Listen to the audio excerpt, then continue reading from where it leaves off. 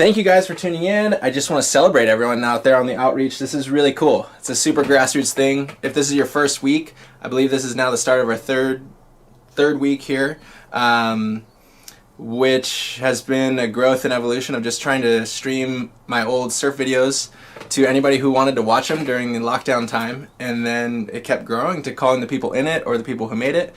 And we've gotten some crazy insight from everybody. Last Friday was Dan Reynolds, who was really candid, talking about lots of things. Chapter 11 TV, former, all his movie projects. We learned that he was a fake director, Yanni Ladori. Since I got that video, I thought Yanni Ladori was like some guy, and he was laughing. It was actually him under a fake name. So it's just, I mean, it's fun. We just learn a lot, and we keep learning a lot. So today, I do want to remind everybody that if you want to see those older videos, they're on my YouTube page. So if you click through the link that you're watching right now, you can go see them. So we do save the conversation portions of these days, and then for those viewers who tune in live, they get to see the movies, which brings us to today, where we have two movies here.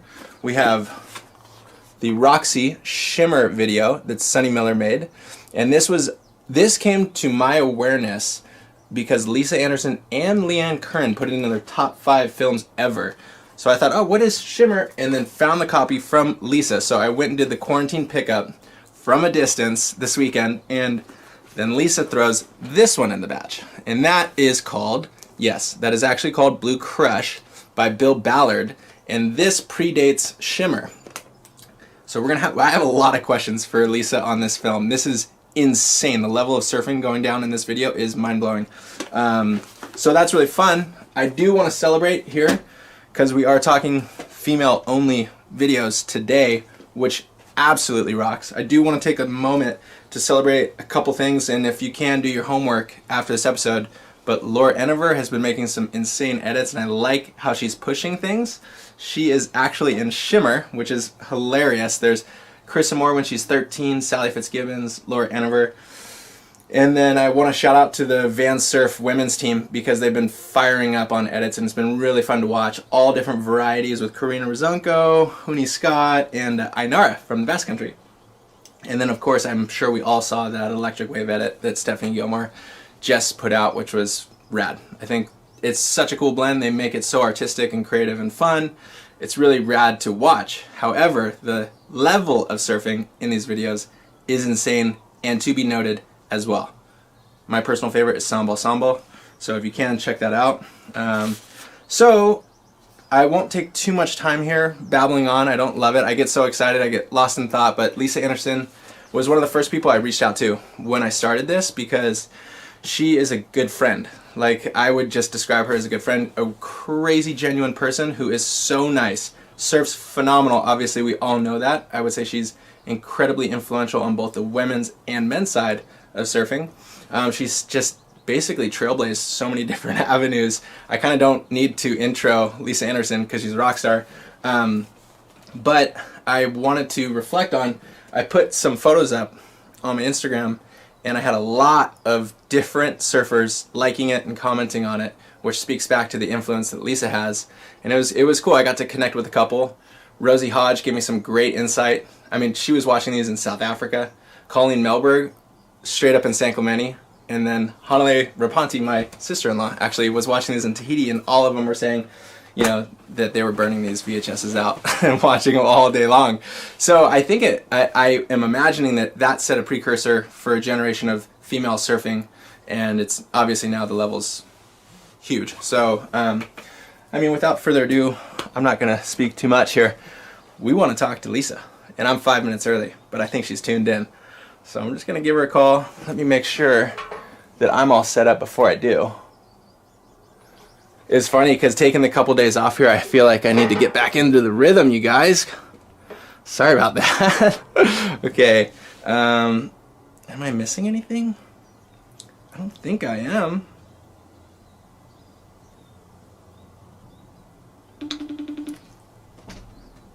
Here we go. FaceTiming Lisa. See what she says. Hello. Oh, those are fun. Come on. How are you? I'm good. How are you? I'm doing really well. Thank you for coming on to the show. I'm excited. It's funny because I feel hilarious now, like referring to it as a show, because it's literally just me in my room. Oh no, Lisa, let's see here. I gotta set you up. Oh, actually, I'll give you a little tour. This is the little camera here, so you can see that, huh? Yep. So we're in my room currently. Let's see. I'm gonna make sure we're good here, Lisa. Sorry. Yes. Okay. Wow. Yep. This looks good. Got you. Thank you. Right on. Hey, it was so fun. I felt like I had a homework assignment this weekend. Wait, say again? I felt like I had a full homework assignment this weekend because I had never seen that video. Those tapes because I have everything in storage, and I had to go rummaging around looking in all these bins for tapes, and there's a whole bunch actually. But you still have them. I have a bunch of movies from like back in the day. ASP used to like give you a copy of the event that you won. So like there's all this old footage of the surfing heats and stuff, so you could go back and watch all the old events. What? Sick. Yeah. I mean, they're doing that vault thing right now, but I'm sure that's almost even further. Yeah, it's kind of the same. Yeah, it's like pre-2000 basically, all the like the 90s and stuff. Yeah, there's some good footage in there. I like too, because watching all these old videos, they even in Blue Crush as well, or maybe in Shimmer too, they just mix the contest footage right in. Right. Yeah. That was back when you could get away with everything. Well, I think it's Shimmer where they have the Roxy Pro at Fiji, right? Yeah. That contest was insane. I was the contest director there, and I just remember like just having to make a decision like, do we push the girls in the bigger conditions? And it was like, hell yeah, we gotta get everybody going, So it was a big, it was iconic moment for women surfing then. Was that? I mean, had there been any event at Fiji at that point? I think there was a few Roxy events there, but I know that we had one where the waves were pretty solid and the girls were, pulling into big barrels. Kiala actually got washed in and jumped on a jet ski and took herself out because the jet ski got washed in, and she actually jumped on the ski, drove herself back out the back, and then to catch another wave during the heat. So there's some really crazy moments back then, and just being able to watch it all go down was pretty rad. Was Kiala? Has she always just been like hell bent for leather? He's charged all the time. That is so gnarly. Well, also too, Rochelle in that movie has the craziest clip. Yeah, her tube riding technique was like beyond anyone's back then. Like we were all pushed by her because she, we would go stay on the North Shore, and she would paddle out a back door, and because she paddled out, it made all the other girls paddle out too, because she, that's where you got all the photos and all the videos done. So yeah, if you wanted any footage, you had to paddle out. So. And Rochelle was already out the back, just holding it down. She already got like 10 barrels before you even thought about it. Just to take it back, how did that actually work that you were the contest director? Because you would have been in the event too, right? No, I wasn't in any more contests. So maybe I think 2003 was probably my contest director debut. Okay. I think my last year on tour was 2002. Probably. Oh, interesting. Was that an interesting transition to become the contest director? Because then you had to make the call from a different perspective. I had to pay the bills. Right? Yeah. No, I mean, I just I still wanted to be part of the event, and because those are my friends and family. Basically, I didn't know life without hanging out with everybody every day. So it was really, I was co-director, so I didn't have all the pressure on me to make the decision, but it was mainly just kind of to be a voice for the girls, like to be able to go and talk to them how they wanted to, if they wanted to run that day or not, or whatever thoughts they had, I could take that back to the actual director, and it was just kind of easier for me to be the liaison. Yeah, kind of mediate it. Actually have the inside perspective of it as well. Right. Oh, that's cool.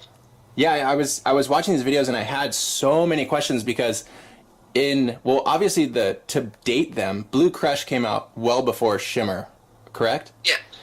Is that the first all women's performance surf movie? I mean, I'm not sure exactly, but I'm pretty sure it was one of the first movies that had been out in some time, and Bill Ballard was married to Rochelle at the time, and he was already on tour filming all the guys, Andy and Bruce and crew. At that time, he was making guys films, so he was already shooting us surfing and free surfing. So we decided to put all that footage together and make a film. And yeah, Blue Crush was before the movie Blue Crush. And is that where the name came from? I mean, that's so really weird. I'm not even sure. That's literally almost too weird. I don't know if Bill licensed it to them or they bought it from him. I don't really know how that works. So. Oh, that's cool. Okay, well at least there's something there. Yeah, I talked to Bill. I got Bill's number yesterday. I reached out to him, and he said that was one of the most fun videos that he'd ever worked on because everybody was so involved at that moment. Yeah, it was crazy. Like we were filming, at Aokai all the time, and that was with when Coco and those guys were Groms, and I was doing little surf camps, like the Roxy Champ camps and stuff, and so everybody was surfing at the same place. There was probably 15, 20 to 25 girls all out surfing together. And all the photographers were kind of flocking there to take photos of the girls, and it was so much fun. We heckled each other, we pushed each other, and it was kind of it just boomed after that. Women's surfing was just going crazy.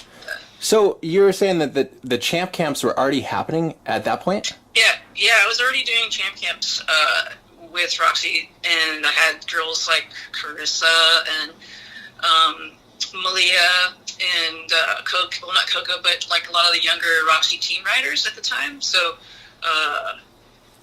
Laura Anna for one, and I had some great, and Bruna Schmidt. So there's so many young girls that I've known since they were 12, 11 years old, and seeing what they're doing now is just mind blowing.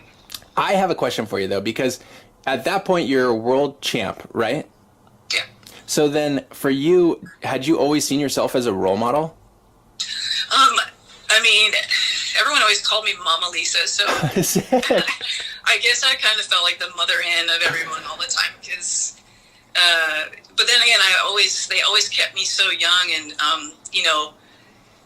kind of a kid myself. So I never felt like I ever grew up. So being a role model was very important to me because I wanted everyone to like me, and I didn't want to have enemies, and I just wanted to have fun doing what I loved. So, and being around all those young girls surfing all frothed out, especially Laura, it was just it was such good energy for me, and it just I wish we still had those days right now. I mean, I miss those days.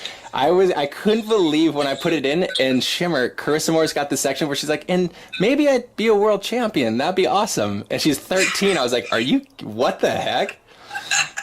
It's insane, right? It's insane. And then see what she does right now. It's like, oh my gosh. You knew she was going to be a world champion, but it's just, it gives you goosebumps.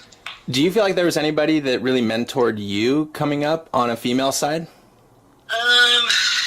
Well, yeah, I mean, for me, it was Wendy Botha. Yeah. And, I was a neighbor of Frida Zama. She lived not far from me in Florida. And Mimi Rogers, another Floridian, too. So, there's definitely a handful of girls out there that in some ways I looked up to, but, yeah, for sure. Well, what do you think? I mean, at that point, there must have been a transition from that generation to kind of, I mean, I don't know if there's actually generational steps there, but it seemed like the world tour kind of changed. In Blue Crush, you guys say, hey, these are the girls that kind of paved the way. And then it almost seemed like Rochelle, Kiala, yourself, Serena Brooke, Megan Abuba were lifting the performance level, or maybe not. I don't know. I'm just kind of... Yeah, I mean, we were kind of doing that, but there was also a lot of the younger girls like Sophia Milovich and Chelsea Hedges, Georgeson actually, and they were young Groms, and they were getting wild cards, so they were showing up, blowing up seriously, putting us to shame, and so that lifted our game. So just like it is now, all the younger kids, the QS surfers are getting wild cards and pushing. I mean, it's just, this was the natural rhythm of surfing in the sport itself. So it just and then also at the same time watching the guys and watching how they progressed, it all kind of rubbed off on the girls as well. And seeing Malia Manuel and Chris Moore and all those younger girls from Hawaii and Coco, like they were just ripping, but they were doing tricks and airs and that all happened, to those guys with Lakey and Sage, and I mean, it's just a generational push. It's just really cool to sit back and watch it. For you, I had the question: when did the cover shot happen? Was that before? Was that before titles? Was that after titles? I think it was during. So I think I'm not really sure what year it is. I want to say 96. So for some reason, but I don't know for sure. Yeah, but I was just in Florida. I was surfing with Matt Keckley down at Sebastian Inlet, and Dick Meserol and Tom Dugan were out shooting photos, and Sebastian Inlet is like the most photogenic spot. It breaks really close to the beach. It wedges off the jetty, kind of like a little D-bar wedge, you know, and it breaks close to shore, so the photos are pretty close up, whereas most Florida breaks are breaking far out, like reforms and stuff. But yeah, I just remember just catching a little wedge and doing this, going to hit the lip, and it kind of launched me a little bit. And then that photo happened, and then I landed, but I fell at the same time. I landed right on top of Keck's head. Oh, see ya. So that for me is the most memorable part of that wave, even though the cover is a shot during that actual ride. I just remember landing on Keck, and it was just funny because we got all tangled up underwater. But that's a huge moment, right? I mean, that. Yeah, it was cool. It came out when I was on the North Shore in Hawaii, and I tripped out seeing it on the newspaper stand. But wait, is that how you saw it? You just saw it on the stand? Yeah, and I saw it. It said, "Lee Anderson surfs better than you." I was like, I did not say that. I'm gonna kill them. I was like, I'm gonna kill those guys. You should have just straight up owned it and like paddled out at Pipe, like, hey, yo, I don't know if you saw the headline. Talking about getting beat up, yeah, that would have happened. How was it surfing like on the North Shore with the crew? You were saying, you guys were paddling out with Rochelle. Was it? That's a different time in Hawaii as well. Yeah, I would surf out there for 3 hours and not get a single wave and just have to catch a closeout to come in. But, like on my stomach. Oh. But I caught a couple waves out there in all the time that I tried to catch. I think one time was during Thanksgiving Day and everyone was not in the surf. And I paddled out and it was small. But still, kind of little, you could learn to kind of figure out the little backdoor tube. Because I don't go left very well. And so I just got a little cover-up wave once, and that was really cool. But you just don't get too many waves. Rochelle's scoring because I just don't drop in on people. I'm not aggressive, and she would just go and burn like 3 guys. It brings out like the weirdest in people, where it's almost like the more savage you are, the more opportunities start coming. Well, and then you just get this adrenaline thing too, though. For me, it was more, it was like fear and adrenaline combo. It was like enough of it that it would make me pull back, you know what I mean? And yeah, just would never commit unless I felt like I was on the right part of the wave, because I didn't want to eat shit, Do you have any moments thinking back in heats that you just had to basically break a boundary of uncomfortability? We had a couple heats. Well, we had a contest at Chopu. That pretty much. Oh yeah, Chopes was on the tour back then, huh? Yeah, and that was freaking scary. I'm not gonna lie. Like, that place has my number for sure. It's one thing dropping in on a left, where it's not like Chopu is just, you have to have a technique, and I had zero technique when it came to like that kind of surfing, and I was in the semifinals and got pitched over the falls. Almost drowned. The whole thing got smoked, and I hadn't been able to surf that place since. Oh my gosh! Wait, how big was it? It wasn't very big. I mean, for I guess on every day, like it was probably 6 feet ceiling high. So, but there it was an upcoming swell. So every other set was like bigger than the other. Yeah. So you just didn't know, and you got the channel hooting and yelling and screaming. And you're not going to pull back because everyone's watching. So there's just like, it's crazy. How crazy is that moment when the set's coming because everybody's on the boat? They actually can see it. And so you hear it. That's the most disturbing. Like, something's approaching, but you can't see it. Yeah. And when you're a mother too, you're like, what am I doing out here? Yeah. You're like, start thinking about everything in your life. Whoa, how bad do I want this? How was that actually being a mother on tour at that moment? At that moment, I was sure I was never going to come back to Chopes again because it was Mother's Day and I almost drowned. So I was, I was definitely a life-changing moment. But, you know, I mean, you just, when you're young, you just have that no fear factor. It's like, there's nothing, I got nothing to worry about. I don't have to pay the bills or anything, so I'm just going to charge. And then you get older and you know, there's people count on you. So you got to be around. And, you know, being a mom on tour was really tough. I'm not gonna lie. Like in the beginning, it was hard because I had no time to free surf. Yeah, couldn't be out there all the time. I would ask people if they could watch Erica for a half hour and then be gone for an hour and a half, and then they never help me again because I just like would stay out too long.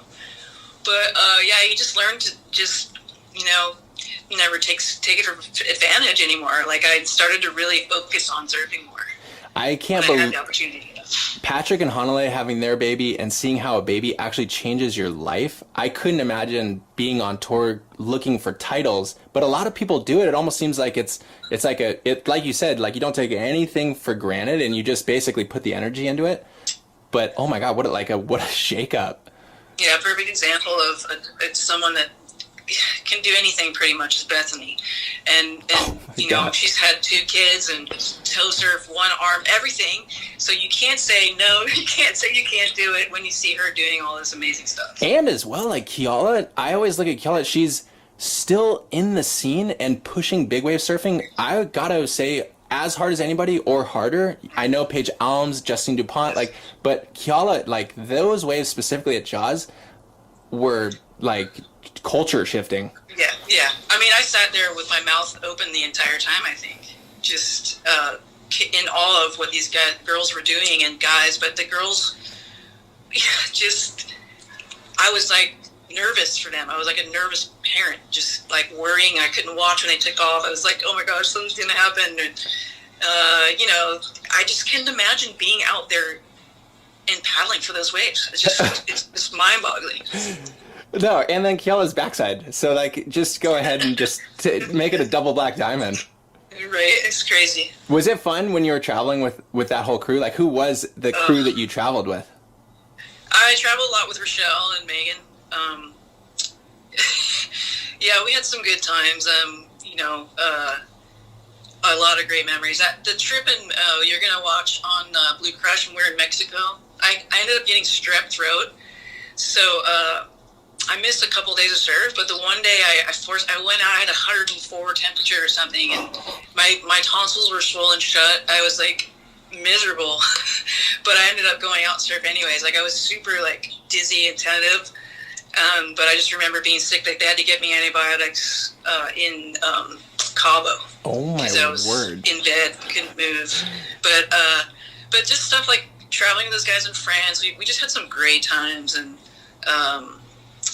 You know, I don't know. It's kind of hard to explain. Like, I mean, back then, like, it was just we needed each other to get from point A to point B because you know there wasn't a lot of funds back then traveling, and the system wasn't really set up the way it is now. So we kind of had to, you know, put our heads together to get places, and we had a lot of great memories and so many waves and so many great times. For us, I know for sure, Pat, Dane, and I, we looked at I don't know if it's a generation, but Pat got to do a boat trip with Rochelle when he was super young, when he was on O'Neill, and we were always looking at you guys like you were trailblazing this area of like, we kind of took it to our hearts because you got to stick together, you got to get going to the next thing on the QS, and you got to basically like have your own back, and your crew's got to have your back, because at that moment for the women's tour, definitely wasn't what it is today, right? Yeah, no, for sure, yeah. I mean, we definitely weren't training, or I wasn't anyway. We weren't watching out for health and, you know, doing all this stuff. We were just showing up. And was anybody training, though? I mean, the men's tour as well. Like, that's universal. What's that? Was the men's tour training? Like, I don't think back in the day. Nobody was training. Everyone was just partying. Like, I feel like it was, like, you know, a handful of serious people that were, you know, taking it seriously and training and being real professional athletes. But there were a few of us that were so young that we didn't really, that wasn't the mindset until they got a taste of a win or something like that. And then you're like, oh yeah, this is what it feels like to win. And that's what it feels like to lose. And I'd rather be winning. So I think I'll try to figure out a program and stick to it. Just it's almost like growing up. I didn't go to school. I didn't go to college, and for me, I think that was like my college experience was traveling on tour, going through the not showing up to class part, and just partying all night. But then realizing, wait, what am I here for? I'm here to win, and I got to figure out how to do that. So figuring out the formula and putting in the time and all that came later. I have to be honest because you're really honest. And as a role model, it's so critical. Like watching Trouble, when that came out, like that is, I have to say, the best movie I've literally ever seen in surfing story-wise, and how pure and genuine you are going through your experiences. Do you feel like that's super important to share with the women coming up now? I mean, it depends on the person. I mean, I guess that I can be honest. I guess I'm just that kind of person where, I don't know. I don't even know. I don't even know why. I just feel like, you just want to get it all out, but you also want to tell the truth, and things are not easy, and people need to know that it's not easy to get to where you want to go. Sometimes dreams are really hard to achieve, but the fact is that if that's what you want, then you just got to get to it, no matter how hard it is. You know what I mean? And I think when you're that young and you're that hungry, then that's something that's achievable. I right now I think I'm struggling, to be honest with you, like to find out the next phase. Like I've already been the world champion, but now it's like, what do I want to do? Do I want to be a gardener? Do I want to do this? Like, what's the next job for me going to be? Because we're all going to be looking for one maybe soon, but it's just like, I don't even know what that's going to be. Like, where am I going to find that devotion to the next phase? Like, I really don't know. So I guess it's all relevant. And, I guess I just wanted people to know that, because there's a lot of women out there that reached out to me and said, I really appreciate your story because I had the same problem, or this happened to me, or this happened to me. So if you can reach some people during the whole process and make a difference, and that's what's worth it all. 100%. And the honesty, because a lot of people, like as a human, you go through so many different experiences that by you being strong enough to open up as such a bright example of being a world champion, changing women's surfing, and also having such a deep story, people like have to be, because a lot of people growing up, there's not always just rosy situations, and so that they could identify and know that they could come through whatever they're going through is huge. Yeah, this is true. And as well, like you're saying, kind of into the next step, like I feel like after I kind of stopped doing the competing thing, I had to sit with some thoughts of like what comes next as you change any course in your life. And it's a big thing in surfing because not everybody becomes world champion, and not everybody wins an event, or it's strange because you see so many talented people, and and then you wonder what they're going to do, like, later on, But even within surfing, do you find yourself pushing into different boards or new equipment? Does that keep it fun? Yeah, so, like, right now, like, I just had back surgery, by the way, in December, on the 20th of December, right before the holidays. I had back surgery after all these years of just so much problems, and with my spine the way it is and the way it's degenerating, I'm going to have a lot of problems in the future as well. But right now I just had that done, which took the pain away from me. So this is the first time I've had no pain in I don't know how many years. Like, it's crazy. But I'm not allowed to surf, which we can't anyways right now. But I wasn't going to surf until like June or something. So I got a couple new boards on tap, ready to go. I got a CI mid that's like, I don't know, 610 or something. Oh, sick. Okay. I know Dane's riding those. So yeah. I was like, they look so long and stiff or whatever, but I'm thinking that's probably where I'm going to be at. The next phase is going to be just riding fun boards and taking it easy, taking it slow, trying to tell myself I don't need to go for that closeout re-entry, which is really hard to say. Please don't stop riding thrusters. You're so good at it. Yeah. I just rather ride fun boards, something that slows you down and appreciates surfing more, because you're not competing, you're not trying to get points, and it's just hard though. Isn't it hard to tell yourself to slow down and serve a little slower? But it's that to me is the biggest challenge. Is not coming in and getting mad at yourself because you didn't rip. You know what I mean? I think that's the old age phase where you're just going out there and and around here, the Groms are so fierce. You're lucky if you get away. No, that is true. There's truth there. They're ruthless. It's savage. Yeah. So I'm just going, okay, 3 waves to the beach, and that I'm happy. Okay, but your style, the form, you are known as having such beautiful style. Like, I feel like that will hold for a long time. Like, you got to think about somebody who's just wrenching things around where you absolutely are not. I think you could have a long life of surfing really well. Yeah, I definitely need to not wrench anything because my spine does not twist the way it used to. How, like, back injuries, I think, have to be the pinnacle of pain. Back, backs and hips. Oh, throw the knee in there. Now we're talking the triple crown. Oh, yeah. Throw the knee, the ankles, the shoulders, the neck. Yeah, that's all in there. That's hilarious, yeah. I mean, we're kind of getting crazy off topic, but I always love just hearing your insight. But to bring it back on these movies, the significance of Shimmer being in a lot of people's top 5, was that a huge moment for Roxy? Was that so?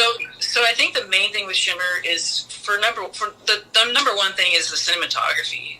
We all know how Sonny Miller was a major part of many people's careers. Yeah. With his expertise and how stoked and on surf he was, and I miss him so much because it's definitely not the same without him calling me every day. But just being able to go surfing with Miller and share those moments with him and just having him teach you like how to work with the camera. That's part of the things that one of the topics I was doing with the girls' camp is, we had Sonny Miller and Jeff Hornbaker working at our camp, and it was like teaching those girls how to work with photographers and stuff. And I'll never forget working with Sonny and Jeff and all those events. But Shimmer really is focused on the beauty of surfing and the underwater and just all the slow-mo and all the amazing stuff. And in our in Sonny Miller's world, basically, like, it all came through in that movie. It's crazy the variety of Sonny's, back catalog of videos, because we had Nathan Fletcher a couple days ago, and we were talking about the movie that he made with Nate, and he still maintains the truth of who he is as a cinematographer with the different lenses of different people in the movies, and it's mind-blowing. The water footage in this Shimmer is top level. That's probably like, the number one thing that pops out in this film is that and the work that Sonny did on it, but also introducing the next level of surfers like Sophia and Chelsea, and to name a few. There's quite a few girls that are up and coming in this film, and you'll be able to see them start to make the name for themselves. What about Chelsea Georgeson, Hedges? Yes. How good. And also Cassia. Oh my gosh, yeah, the longboard section. Yeah. I'm forgetting a bunch of people, but so with Chelsea, gosh, man, I gotta say, we saw her surfing Greenbush, right, in a couple films back, and she just had such tube knowledge, but also just such amazing, like, form. Yeah. Like, her skill and her form in the tube was amazing to watch, and, like, so mature for someone so young as well. Like, I was like, wow, how'd you learn to get barrels from growing up at Avalon in New South Wales? But, she was just such a good human, also just so humble and smart with surfing. Like, she kind of drew lines sort of like Steph does, but for a goofy footer, like, just really smooth, and her form was just amazing. She stands out really big in this film. That's kind of it. Talking about Steph as well, like, it kind of brings me to the question of the next generation. Like, who do you kind of identify with? I'd love to say I surf like Steph. I'd like to say I surf like Steph. Yeah. My gosh. Nah, I got the opportunity to spend a few trips with her, out on the boat in the Mentawais and other places, and we went to Mexico trip, and I got to surf with her and Tom Kern in Mexico, and that's probably one of the big highlights of my life, was surfing with those guys. We scored, and Morgan was there, Morgan Masson, and we had this, like, amazing swell, and I don't know. It was Wait, so much fun. are you kidding me? That's a dream crew. Holy moly. And Tom just showed up. He was out surfing. He had a hat with 2 socks on the side. It's like to keep his ears from getting sunburned. Oh, yeah. Oh, wow. A visionary moment. But it was fun, and just surfing, watching her surf, like, you know, just right in my face. Like, it was just so insane. But I remember when she was a grom, she was probably like 11 or 12, and she babysat Mason for me in the Gold Coast. And, you know, it's just funny, all these memories, but you never imagine, like, now, like, what's happening. Sorry. I got a scratchy throat. Are you feeling all right? Okay, I need some water. Hey, let me get some water. We're hydrating. Actually, that's a good point. I'll get some water, too. Hey, Lisa, I had a question for you. This is kind of random, but I heard you were a stunt double for Cameron Diaz. Ah, yes. Yeah, I don't remember what year that was. That might have been my most memorable backdoor session. Yeah, that clip is insane. I mean, that was just a closeout, but I only caught 3 waves, and they were all like that. They were just, I think, like Kala, Alexander, and a bunch of the crew were out there pushing me into waves.